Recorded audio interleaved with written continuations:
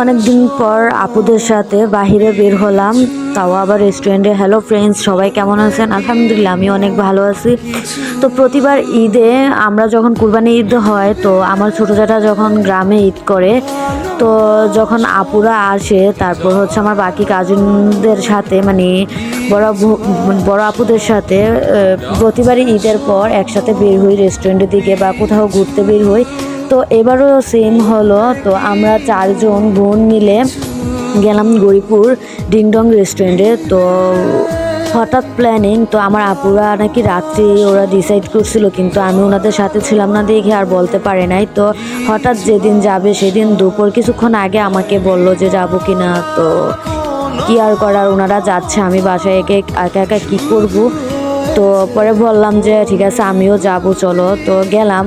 তো যাবার পর আমরা যে সিদ্ধান্ত নিয়েছিল যে কে কী খাবে অর্ডার দেওয়ার জন্য, তো আমি বললাম তোমরা যা খাও আমার জন্য তাই নাও।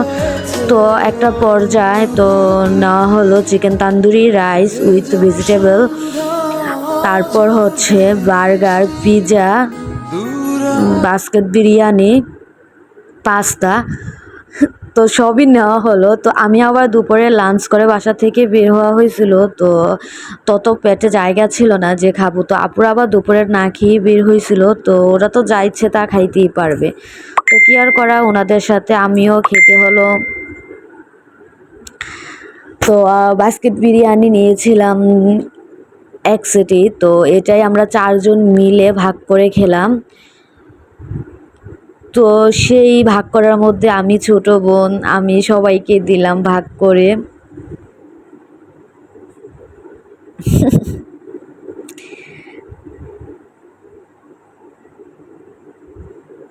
আর আমার যে আপু আরেকটা ছিল, মানে কাজিন বড় জ্যাঠার মেয়ে, তো ওনার আবার 2টা বাচ্চা।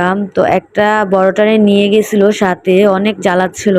তো ছোটারে ঘুমের মধ্যে রেখে গিয়েছিল। তো সে মানে খুব টেনশনে আছে যে তার বাবু কি ঘুম থেকে উঠছে কিনা বা কি করতেছে। মানে ওনার টেনশনের জন্য আমরা ভাবছিলাম আরেকটা জায়গায় ঘুরতে যাব। যখন বাসা থেকে বেরই হয়েছি, তো সবাই তো সবার শ্বশুরবাড়ি চলে যাবে, তো আরেকটা জায়গায় ঘুরতে যাব। তো মানে আমার ওই বড় আপুর জন্য আর যাওয়া হইলো না। তো একটা পর্যায়ে আমাদের খাবার শেষ হলো। খাওয়া শেষ করে তো এখন যখন আমরা বিল দিতে যাব, তো 4জনেই দিল কচকচে 1000 টাকা নোট, কিন্তু বিল আসছিল মাত্র 2100 টাকা।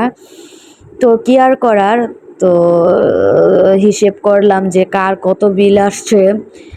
তো পরে দিলাম বিল পে করে। একটা পর্যায়ে যখন আমরা যাচ্ছিলাম তখন ভাবলাম যে মিষ্টি কিছু খাওয়া যাক।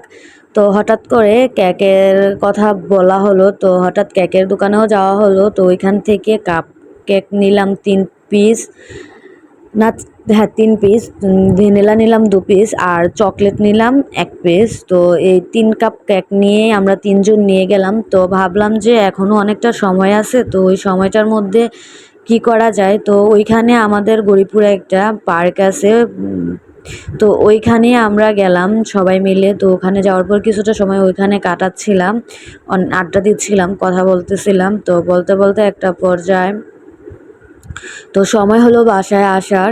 তো আবার আমরা চলে আসলাম আমাদের গন্তব্যে। তো কি বলবো, আমি যখন কথা বলতে চাই তখন তো আমার কোনো কথাই আসে না, জড়তা একদম।